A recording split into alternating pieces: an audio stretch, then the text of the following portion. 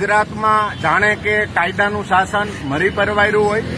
ગૃહ મંત્રાલયના ડિપાર્ટમેન્ટ દ્વારા એટલે કે ગૃહ મંત્રાલયના પોલીસ તંત્ર દ્વારા ગુનેગારોનું સરઘસ કાઢી અને ગુજરાતમાં એક નવી જ પ્રથા શરૂ કરવાની શરૂઆત ભારતીય જનતા પાર્ટીએ કરી છે.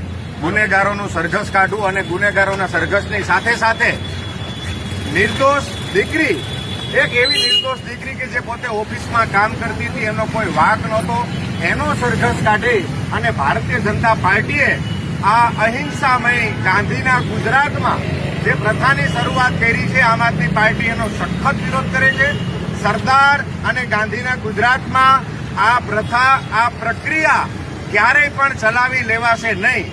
એક સામાન્ય ગરીબ પરિવારની પાટીદાર સમાજની દીકરી કે અન્ય કોઈ પણ સમાજની દીકરી હોય એની સાથે આવી ઘટના થાય એ ભારતીય જનતા પાર્ટી માટે અને આખા ગુજરાત માટે શરમજનક કહેવાય, નામોશીજનક કહેવાય. આમ આદમી પાર્ટી આનો સખત વિરોધ કરે છે.